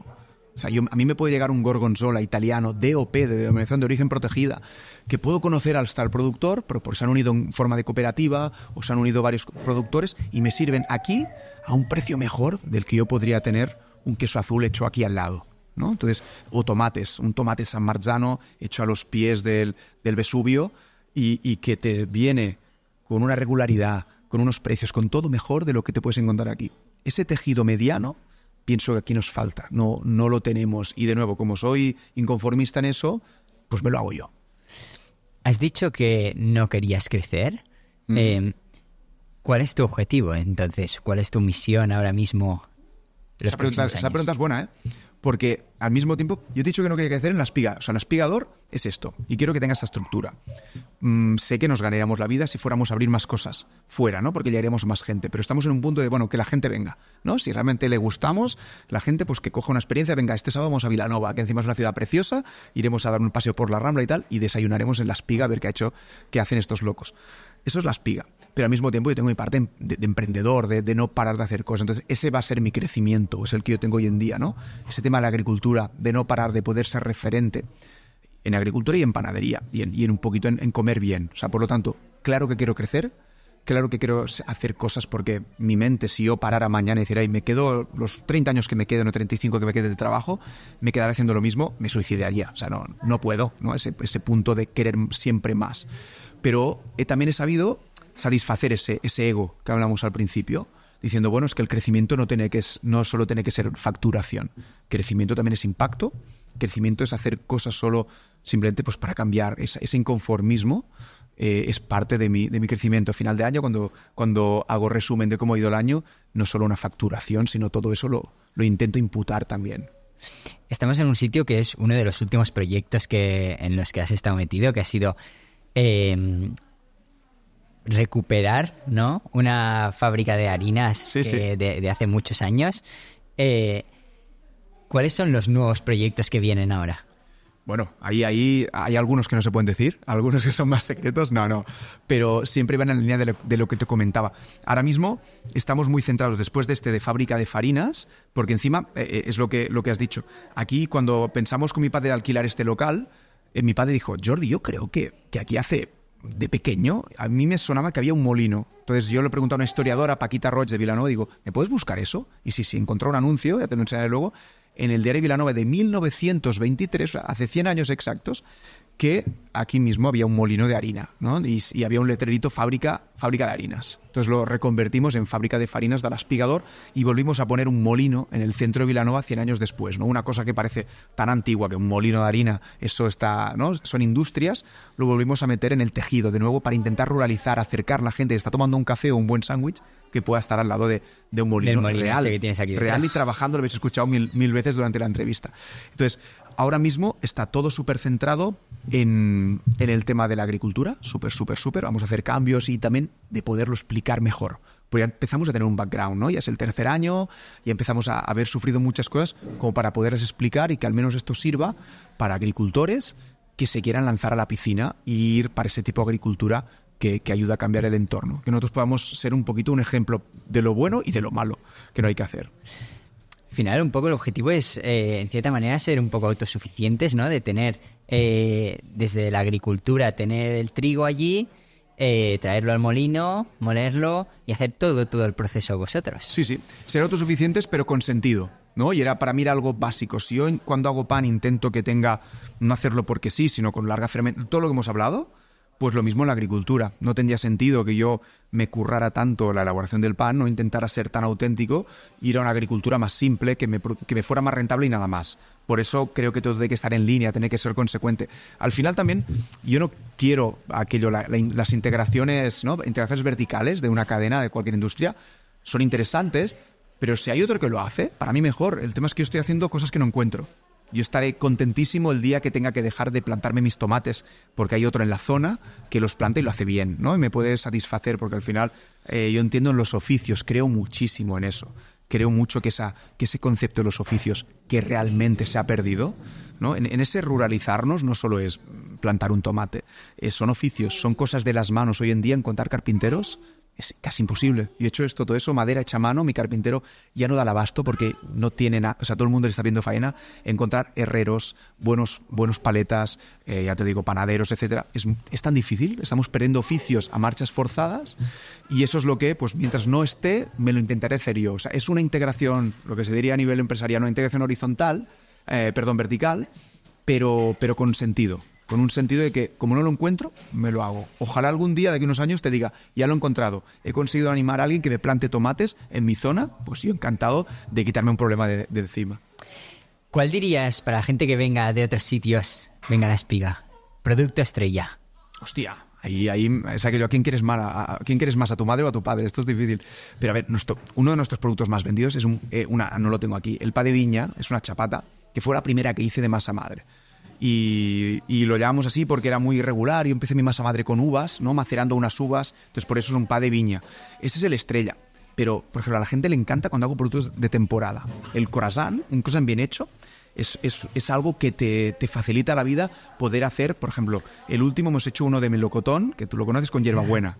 Encima son unos melocotones de aquí, del Urdal, que es una zona que hace unos melocotones espectaculares en el Massís del Garraf, de temporada. Entonces vamos cambiando. La gente sabe que en 2 o 3 semanas ya no habrá buenos melocotones, cambiaremos. Y seguramente los siguientes van a ser los higos. Sí, los higos los estoy esperando. ¿Ah, sí? ¿Ya lo sabes? Ya, lo sabía. Si no fueras panadero, ¿qué serías? Hostia. Te he dicho algo seguro que me hiciera cambiar. Mi madre hubiera dicho payaso o algo así, porque también me gusta mucho esa parte de o actor o cómico. Pero yo creo que algo que consiga que pueda cambiar mucho los registros de un día. O sea, que no sea algo... Seguro que no algo que sea rutinario. No te sé decir el oficio, pero algo cambiante. ¿Cuál dirías que es un poco el propósito de tu vida ahora mismo? Parecida a la respuesta que te he dado cuando has preguntado, ¿no?, las claves del éxito, pues yo creo que va un poquito por ahí, ¿no? Intentar hacer cosas que al final del día o al final de la semana, cuando subo a la terracita y me pongo ahí, digo, vale, ya es de noche, y me pongo un poquito de ratafía, ¿no?, ese licor catalán tan bueno que tenemos, y digo, resumen de la semana, digo, ostras, he hecho cosas que he conseguido cambiar la vida, aunque sea muy superficial, ¿no?, pero a alguien. He conseguido cosas que han roto un poquito la lógica. He ayudado a alguien a cambiar Yo no quiero entrar en las clásicas frases hoy en día de coach, ¿no? De hey, supérate, solo trabaja para ganar, tú eres un león. ¿Sabes qué tipo de coach están vendiendo hoy en día? Tú eres un león. No lo había escuchado. ¿No lo había escuchado? Pues sí, está. Es un poquito el fucking bestia, ¿no? Pues un poquito iría en esa línea. Ya no entrar en ese falso coach de tal, pero sí que creo sinceramente en la felicidad. Uno no es feliz. Uno está feliz a veces. El tema es que habitualmente la felicidad va relacionada con tu expectativa. Si conseguir esa felicidad puntual, que va a ser muy puntual y decir, mira, te ha costado más, esa felicidad te va a llegar más, va a ser más profunda, va a ser más real. Pues costar más, ¿qué es ir a contracorriente, es hacer un proyecto donde la gente, a mí hoy en día me pasa aún en el proyecto del campo, que agricultores de por aquí la zona me pican y dicen, bueno, Jordi, cuando te canses de gastar dinero, ya irás a la nuestra, ya empezarás a labrar el campo, ya empezarás a meter un herbicida porque te salen malas hierbas. Yo, no, tranquilo, que las malas hierbas no son malas, ¿no? Se ríen de mí cuando les digo, no hay malas hierbas. Las hierbas salen en el suelo porque te están avisando de algo, son adventicias. Cuando te sale, por ejemplo, aquí hay una muy típica que es la Diplotaxis elucoides, que es una rabanisa, se llama en catalán. Es una clásica, como una margarita con unas flores pequeñitas blancas. Esa es muy típica que salga en otoño. ¿Y de qué es síntoma? De que tu suelo está degradado, está compacto, le faltan nutrientes. Pues tú no tienes que luchar contra ella. Tienes que luchar contra la razón por la cual sale. ¿Okay? Por lo tanto, ese chip, a veces pues me encuentro que la gente se ríe de mí, ¿no? Porque dice, tío, no me cuentes historias, échale un herbicida y ya está. Pero si la tierra tiene los nutrientes, también salen...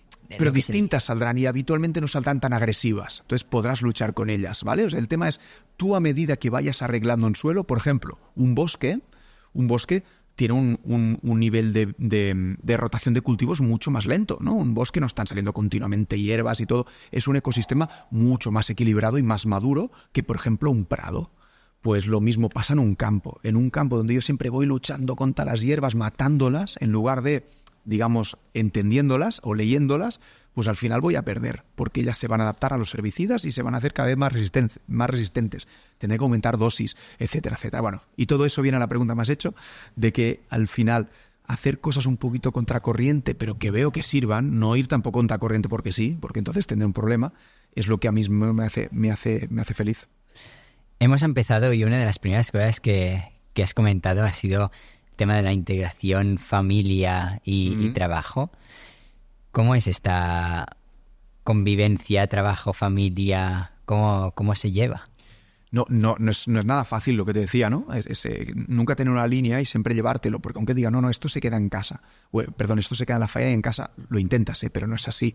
Porque es que incluso yo físicamente no tengo diferencia entre casa y faena. O sea, vivo encima de la faena, por lo tanto está todo mezclado absolutamente y mi día a día es mezclado. Pero eso también es la parte bonita. Y es una cosa que a mis hijos les intento transmitir. Yo no sé si van a seguir o no.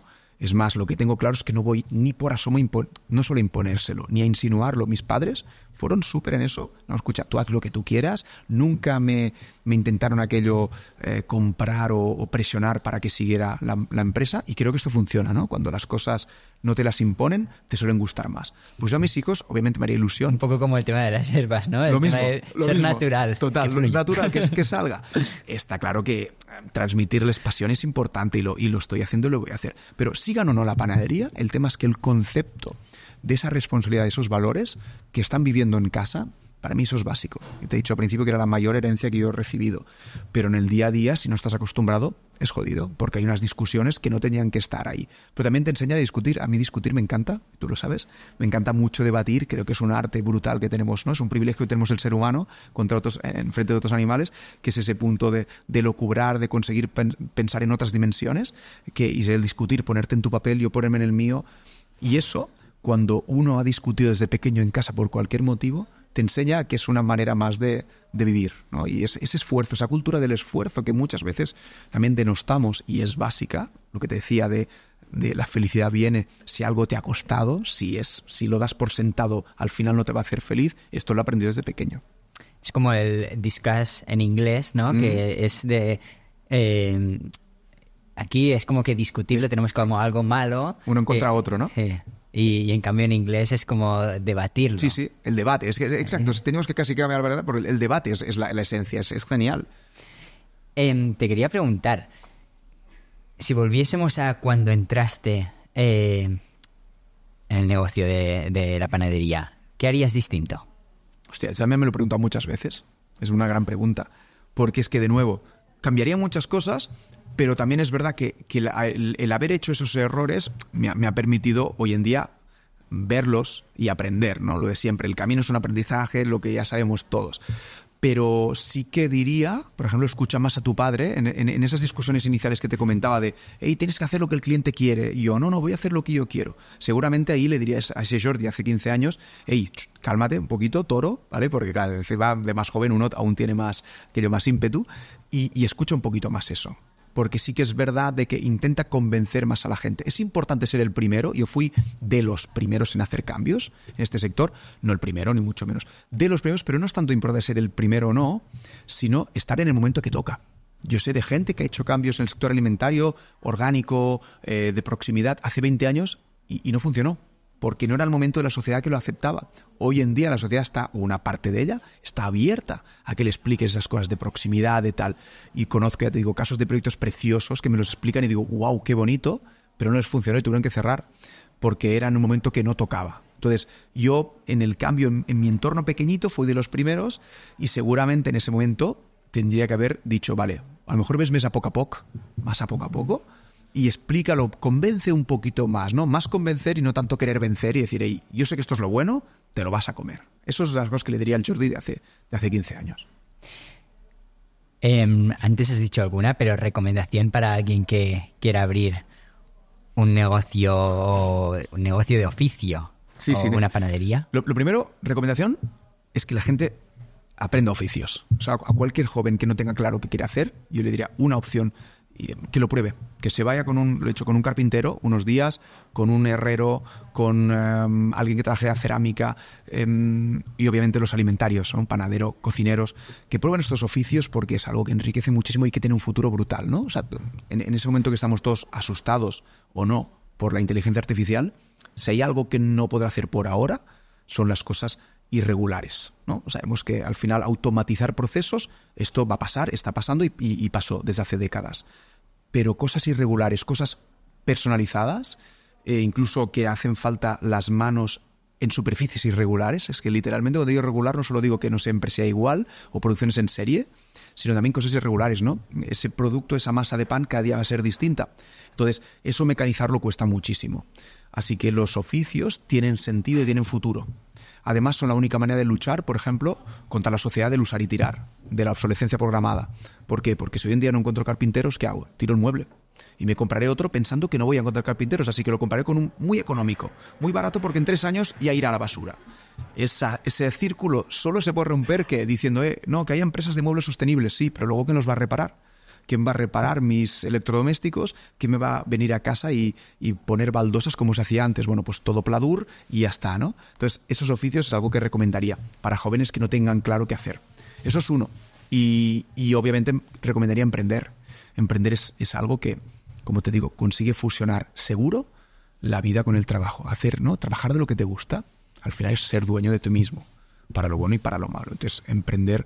Yo doy charlas por las escuelas aquí en Vilanova, me gusta, y de emprendedoría, ¿no? De emprendedoría. Y entonces es una cosa que les digo, y todos seguramente tenéis la imagen de un empresario, ese señor con un puro, bueno, Aria no, pero no era la imagen clásica del Monopoly. Hace unos años, sí. Sí, ¿no? Del Monopoly con el sombrero de copa y un puro y tal. Creo que ahora la imagen es de veinteañero que ha dejado la universidad. Eso sí. Tal cual, un cripto Pero oro. me parece muy buena, digamos, la tuya, porque es muy distinta, porque es emprendedor que se mete en negocio familiar y le da una vuelta. Sí, sin duda.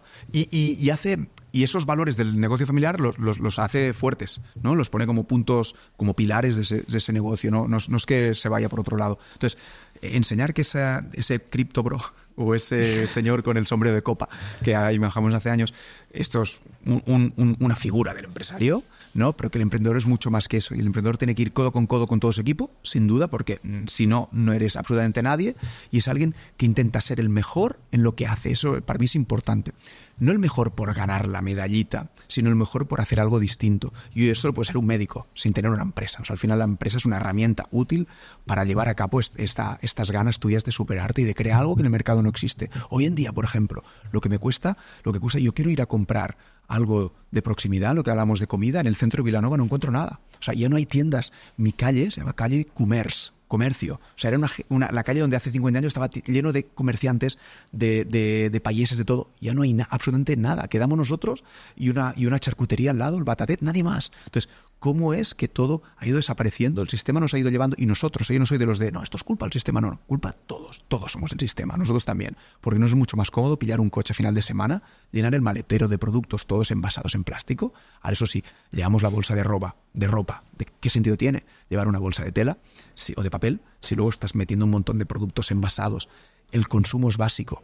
Hasta que no lleguemos a ir a sitios pequeñitos, lo que te decía antes, tener la cara del que te produjo eso delante, poder hablar con el que cultivó tus tomates, esto es la base, porque eso cambia el paradigma. En el momento que yo dejo esto y voy a la gran industria, a la gran distribución, ahí estoy yendo a grandes productores con cadenas de suministro muy, muy largas, con productos envasados que han tenido que utilizar conservantes, cambia absolutamente todo. Entonces, volver a ese origen es para mí algo básico y que da un montón de oportunidades a emprendedores hoy en día. O sea, tenemos un mercado brutal esperando a que lleguéis. Jordi, ¿eres una persona de leer? Hostia, poco. ¿Poco? ¿Tienes algún libro así que Mira, te guste? El último el que me estoy leyendo ahora en verano un poquito más, porque puedo un poco más, ¿no? Pero realmente estoy en una época de mi vida que me jode. O sea, que es con los niños por ahí encima, cuesta mucho ir a faena y todo. No hay tiempo para nada. No hay tiempo. Pero tampoco es una excusa, porque siempre hay tiempo para leer. Pero ahora se llama Mi visión del mundo, que es como veía Albert Einstein, como veía otras cosas de las que, ¿no? Por ejemplo, su visión política, su visión religiosa, su visión sobre la guerra, porque él era un activista por la paz, ¿no? Entonces, su visión de una persona tan excelente, cómo veía otros temas de los que no estamos habituados a saber de él, no de la teoría de la relatividad, pues eso es básico. Me gusta mucho, me está gustando bastante. ¿Te está gustando? Sí, bastante. Sobre todo la parte, porque a mí me gusta mucho debatir en el tema religioso y cómo lo aborda él es muy, muy interesante. No había escuchado hablar del libro este. Sí, es muy guay. Pues lo buscaré también. Te lo paso. Bueno, muchísimas gracias. No sé si quieres acabar diciendo alguna cosa, alguna experiencia que quieras compartir, que hayas vivido, que te haga ilusión. Ostras, no lo sé, ahora me pillas así, pero no. O algo que quieras. Bueno, más que nada, volviendo, así hago un poquito de spam, ¿no? Un poquito de spam del oficio, que ya sea pan o sea el elemento que sea, si tus abuelos y tatarabuelos lo comían, dale una oportunidad. Simplemente intenta investigar un poco más, investiga cómo se hacía antes y ahora cómo se hace, y darle una oportunidad al alimento. No dejarnos guiar tanto por las modas y las cosas tendencia que suceden por internet, porque hoy en día un influencer dice que el pan es terrible y hunde a un sector. Y no solo hunde a un sector, sino que puede hundir a un producto histórico, ¿no? Súper tradicional que comían tus abuelos. Y eso es muy grave. Igual que es bueno, porque también tenemos un altavoz para transmitir cosas buenas muy rápidamente, cosas con poco fundamento científico, también pueden llegar muy rápidamente, ¿no? La moda de que ahora solo tenemos que comer proteína, y ves, en cambio, tú cruzas gráficas de consumo de pan. ¿Sabéis que estamos comiendo una tercera parte del pan que comían nuestros abuelos? O sea, en España se comía, no hace muchas décadas, 90 kilos de pan por persona. Ahora estamos en 30. O sea, de 90 a 30. ¿Realmente el problema de la obesidad, por ejemplo, hoy en día es culpa de alimentos como el pan? No cuadra. Muchas veces es todo lo que estamos comiendo de ultraprocesados, ¿no? Y es la industria del azúcar, la industria de la sal, de las grasas, que nos están llevando a eso. Así que, de nuevo, un poquito de spam para la gente es darle la oportunidad a los productos bien hechos. Ahí está la clave. No el qué, sino cómo se hace. Ser crítico e investigar. Total. No quedarse con el titular de hey, este deportista ha dejado de comer pan y en 20 días ha cambiado su vida. No jodamos. Una canción para acabar el episodio. Hostia. Una que te guste. Esta no me la habías dicho, ¿eh? Yo soy muy de Love of Lesbian. Entonces, por ejemplo, para la hora que es que hay poquita gente por aquí, pues Nadie por las calles. Me gusta mucho esta canción. Y es pues la pondremos. ¿Sí? Sí. Pues muchas gracias, Jordi. Gracias, Ignasi. A tú.